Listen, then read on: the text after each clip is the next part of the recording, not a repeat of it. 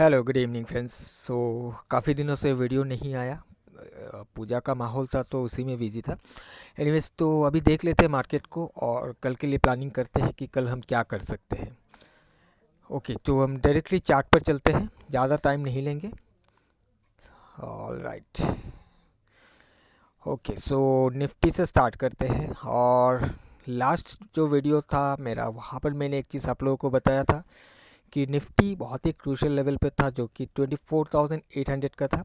और मैंने बताया था, इस दिन शायद मेरा लास्ट वीडियो आया था, और मैंने बताया था कि 25,000 के ऊपर अगर सस्टेन करता है प्राइस तो यहाँ से बाउंस होने के चांसेस है।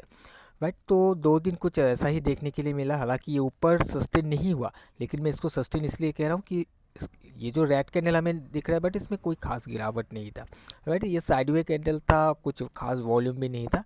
और आज इसने फिर से एक हायर हाई हायर लो का फॉर्मेशन बना कर गया है। सो अब 25,000 बहुत ही इंपॉर्टेंट लेवल है, सपोर्ट है एक इम्पॉर्टेंट।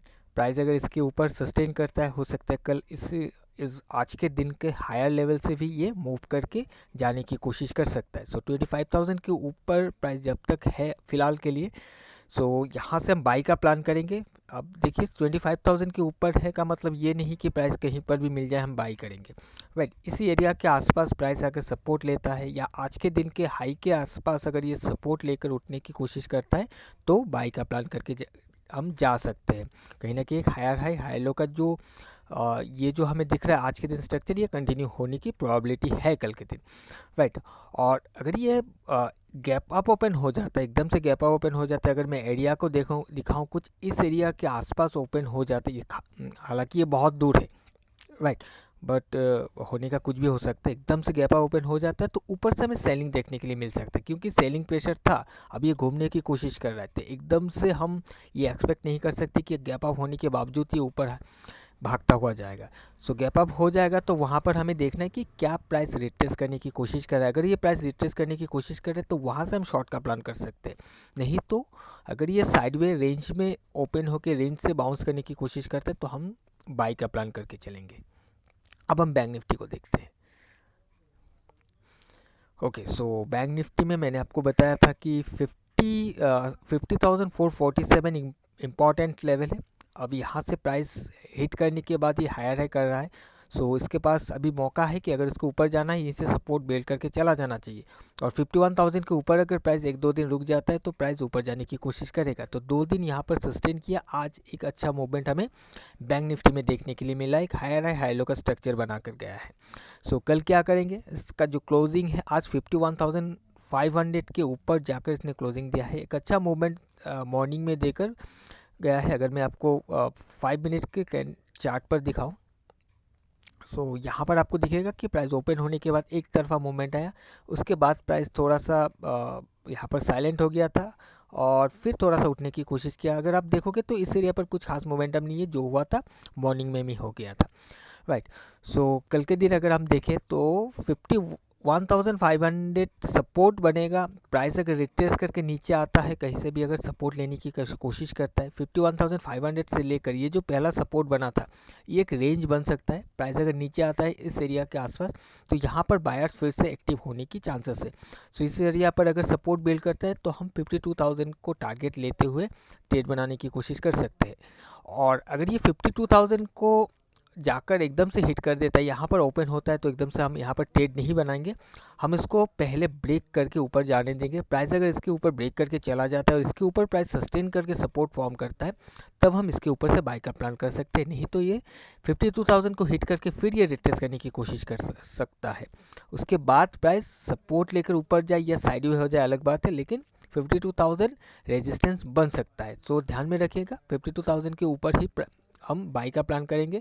और प्राइस साइडवे होकर अगर ओपन होने के बाद पहले रिट्रेस करके नीचे आकर फिर घूमने की कोशिश करता है तो कंफर्मेशन के साथ हम बाई का प्लान करेंगे। राइट, सो ये था निफ्टी और बैंक निफ्टी का प्लान मेरा कल के दिन के लिए। मैं कोई स्टॉक आज के दिन आपको नहीं बता रहा हूँ, क्योंकि मैंने कोई स्टॉक सिलेक्ट करके रखा नहीं। हालांकि मेरे पास सिर्फ ब्रिटानिया है जिसको मैं बाई करना चाह रहा हूँ।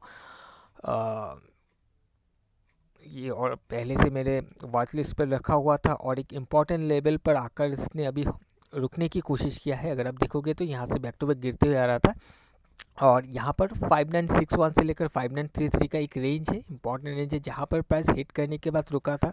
आज इसके नीचे आने की कोशिश किया था बट ये फेल हो गया और ऊपर जाकर इसने क्लोज कर दिया। वॉल्यूम बढ़ा हुआ है, हालांकि रेड कैंडल के साथ वॉल्यूम बढ़ा हुआ है, लेकिन इसने जो क्लोजिंग दिया है नीचे से रिजेक्शन के साथ क्लोजिंग दिया हुआ है ऊपर जाकर। सो इसमें अगर 961 के ऊपर ये सपोर्ट फॉर्म करता है तो कल एक हायर हाई हाई लो का स्ट्रक्चर बन सकता है ब्रिटानिया में। सो ये स्टॉक मेरे पास बाय साइड के लिए है, अगर आप देखना चाहते हो देख सकते हो, बट अपने हिसाब से इसको एनालाइज कर लेना। जब आपको मौका मिले, कंफर्मेशन मिले तभी ट्रेड करना। ऐसा नहीं कि मैंने आपको बता दिया तो एकदम से प्राइस इस लेवल पर आते ही आप बाई या शॉर्ट कर लो। आप कोई भी यहाँ पर एक्शन लोगे तो वो आप अपने रिस्क पर ही लेना।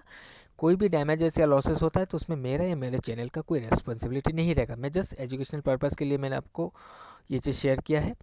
जो स्टॉक है क्यों मैंने इसको शेयर किया मैं वो भी आपको बता दे रहा हूँ, क्यों मैं इसको बाई करना चाह रहा हूँ। सिंपल सा ये है कि प्राइस को अगर आप देखोगे इस एरिया से ये हायर हाई हाई लो बनाते हुए जा रहा था। ये एक रिट्रेसमेंट है, रिट्रेस करते हुए प्राइस नीचे आया। जिस एरिया पर प्राइस ने रेजिस्टेंस लेकर गिरा था इस जगह पर आकर फिर से रेजिस्टेंस लेने की कोशिश किया था और ये ब्रेकआउट होकर ऊपर चला गया। अब इसी रेजिस्टेंस पर आकर ये सपोर्ट लेने की कोशिश कर रहा है, राइट।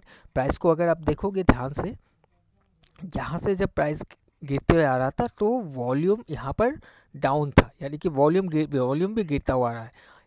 इस कैंडल को अगर आप देखोगे जैसे ही कैंडल इसके नीचे आने की कोशिश किया अचानक से वॉल्यूम बढ़ गया और प्राइस को नीचे से ढकेल कर ऊपर लेकर क्लोज करवा दिया गया। सो अगर इसको गिरना होता, इतना ज़्यादा सेलिंग वॉल्यूम आया है तो प्राइस ऊपर क्लोज नहीं होता, बल्कि पिछले दिन का जो कैंडल है इसके नीचे आकर क्लोज हो जाना चाहिए था। ऐसा नहीं हुआ, तो पिछले दिन का कैंडल कहीं ना कहीं हमें ऐसा लग रहा है कि सपोर्ट बन सकता है।